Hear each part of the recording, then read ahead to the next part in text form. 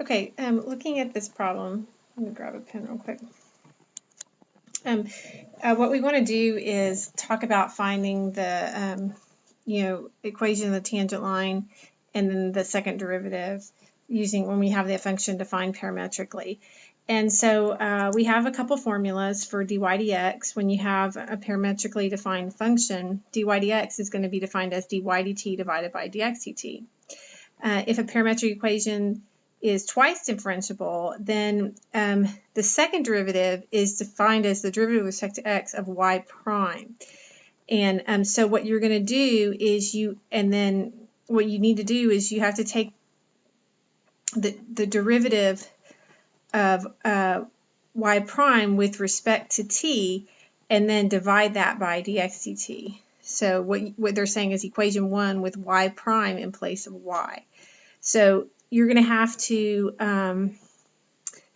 compute this dy prime dt, where this really can be thought of as your y prime. Okay, so and then you divide that by dx dt. So let's look at this in an example. I have the answers already worked out, but here's the situation. X is equal to 1 over t plus 7, y is equal to t over t minus 7, and at the point t equals 8. So if you want the equation of the tangent line, when you want to write an equation of the line, you need both a slope and a point. I'll go ahead and find the point first. To find the point, you're just going to take that 8 in and plug it in. So you'll get x is equal to 1 over 8 plus 7, which is 15. And y is equal to, that'll be 8 over 8 minus 7, so y will be equal to 8. So that's our point. Now we need to find the slope, and in order to do that, we need to find both dx dt and dy dt, and then y prime is defined as dy dt divided by dx dt.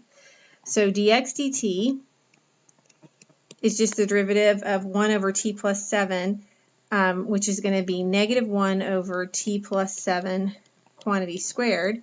And then dy dt is, you'll have to use the quotient rule there. So the derivative of t is 1 times the denominator is t minus 7 minus the derivative of the denominator is 1 times the numerator, which is t, all over the denominator squared, which is t minus 7 quantity squared. So you'll see your t's cancel there. You're going to get negative 7 over t minus 7 squared.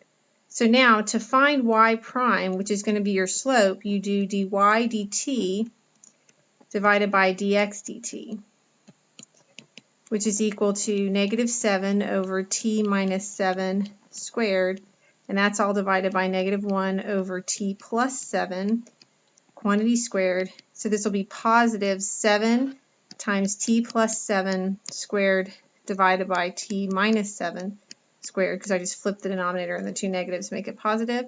And so here, when t equals 8, you're going to get 7 times 8 plus 7, which is 15 squared over 1. So that's your slope there. And I'm just going to leave it like that for a second. So to write the equation of the line, remember it's y minus y1 equals m onto x minus x1. So y minus 8 was what we found when we plugged 8 in for t, equals m, which is that 7 times 15 squared, times x minus the 1/15. That's why I left it in as 15 squared, because I thought that might be a little bit simpler to do the calculation. So this is y minus 8 equals 7 times 15 squared times x minus the 15. One of the 15s will cancel there, and you just get 7 times 15. And then I guess you do probably need to multiply that out. 15 squared times 7 is 1,575. And then 7 times 15 minus 8 is the 97. Plus 8. So you get y equals 1,575x and then minus 97 if you do the arithmetic there. Okay, so to find the second derivative, what you need to do is use that formula from up top. So the second derivative with respect to y is going to be, you have to do dy prime dt divided by dx dt. So we just found y prime. We just found it to be this part right here.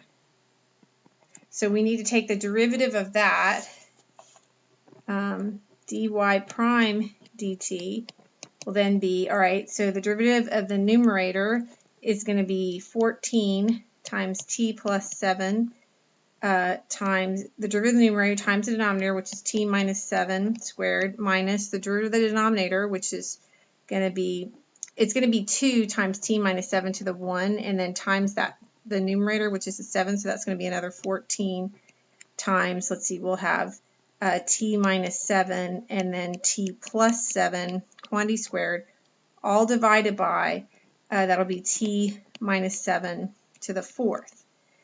So that's just dy prime dt. Now we need to divide that by dx dt. So what was dx dt? We calculated that at the beginning. Let's see. It is negative 1 over t plus 7 squared. So negative 1 over t plus 7 squared. Okay? And so now let's clean this up a little bit. You should get 14 times t plus 7 times t minus 7 squared minus 14 times t minus 7 times t plus 7 squared all over t minus 7 to the 4th, and all of that is going to be multiplied by negative t plus 7 squared. It's negative because of that negative 1, but that's going to be in the top. So put that over 1 if you want, however you want to think about that. Okay, and now we'll plug in the t equals 8 and see what we get.